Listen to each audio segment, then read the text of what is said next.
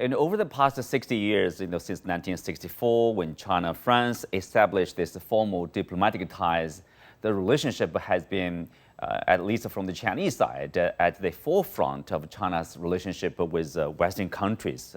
In a written statement, Chinese President Xi Jinping stressed China will open even wider to the world and deepen cooperation with France and other countries. So how important is it to France, to European Union, or to the world, and opening China is? It's very important. It's very important because China is now one of the major economies of this world.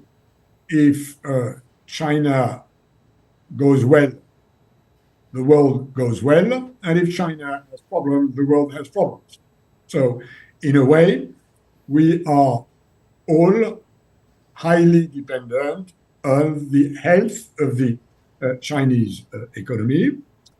We, on the European side, would like China to open more so that China's consumption, notably in the area of services, can grow, thus rebalancing what we Europeans and French see as a structural imbalance in the Chinese economy with underconsumption and overinvestment, which we believe leads to overcapacities that then create a problem with the export side. So the more China opens, the more this will grow domestic consumption in China. And we believe that this is good for us, of course, but we also believe that this is good for China, although it's for China to decide what is good for China. France is the third largest trading partner of China within the EU, and China is the largest trading partner of France in Asia. So, how important that they are to each other in terms of trade and investment, Mr. Lamy?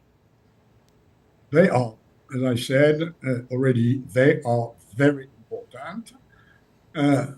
EU is a larger market than China. Not that the Chinese are not much many than Europeans, but Europeans are still not richer than Chinese.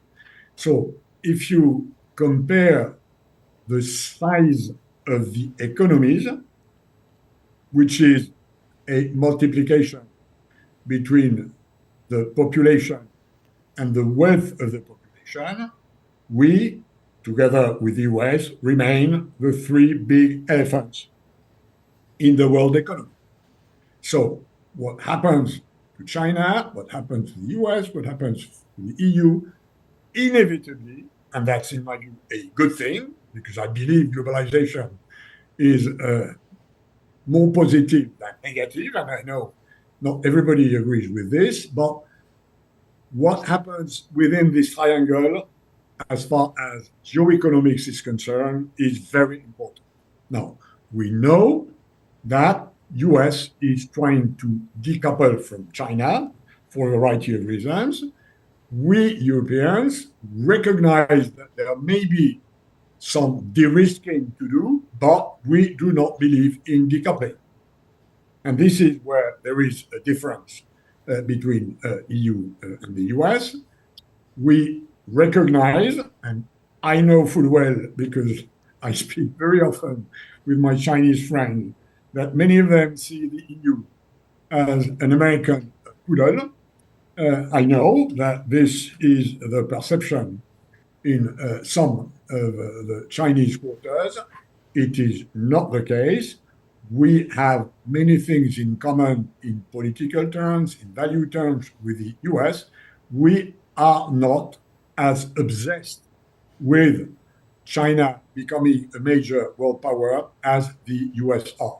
They may have their own reasons. We have our own stance.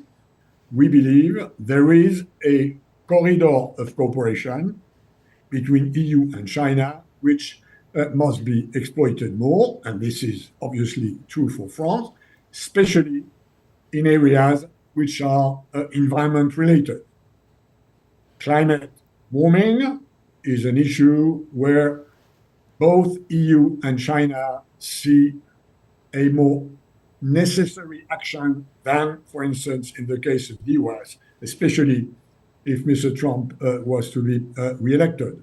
Biodiversity, the role of oceans, the importance of poles, of the cryosphere, are areas where we see much more eye to eye and where we believe there are areas of scientific, tech, and economic relationships. Mm-hmm. You earlier mentioned globalization and U.S. decoupling from China. And there's a geopolitical consideration, but at the same time, I think people would say we are fortunate. We still have rules to follow. For example, the World Trade Organization. China filed a lawsuit over the U.S. IRA, Inflation Reduction Act.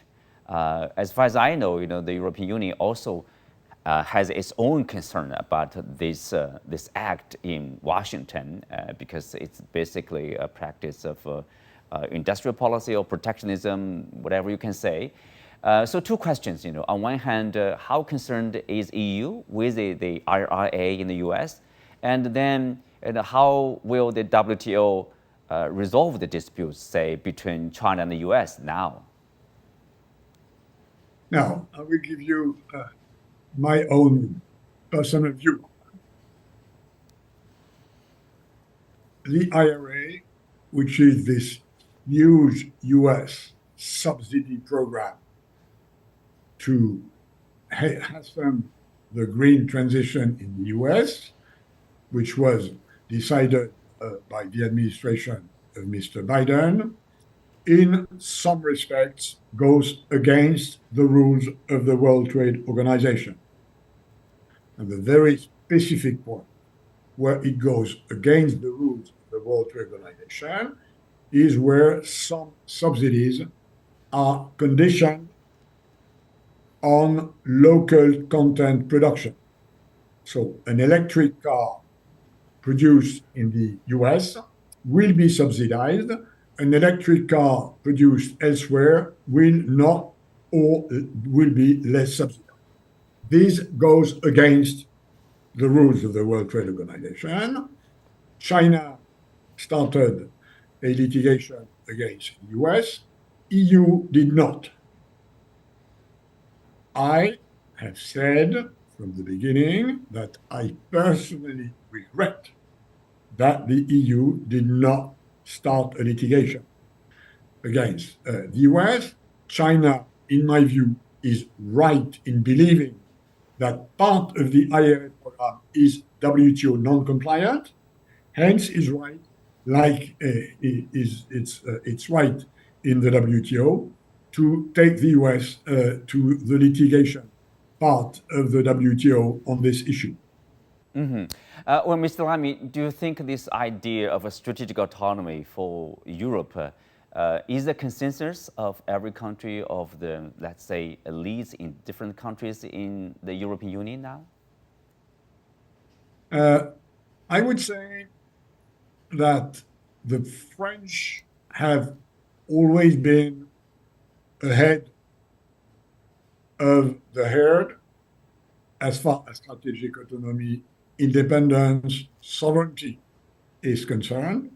So Mr. Macron and the French leadership have always seen the European integration process as something which was to create a political entity that would be more autonomous. So on the one side, the French are ahead. On the other side, if you compare the situation to what it was 10 years ago, it's totally different. Because of what Trump did and because of what Putin did, you now have a much larger number of countries and people and public opinion in the European Union that support this notion that EU should have its own stance and its own strength, including military-wise. And I personally believe that in the years to come, EU will integrate militarily whether it's a European pillar of NATO or whether it's another option remains to be seen. But I think this is now not just a French view or even a French dream. It is happening, and it is happening because of what the US and what Russia have been doing in recent years. Thank you, Mr. Lamy. Thank you for speaking with us. My pleasure. My pleasure. With that, we come to the end for today's show. Many thanks to our guests. You can also find us on the CGTN app on YouTube. I'm Xu Qinduo. Thanks for being with us. See you next time.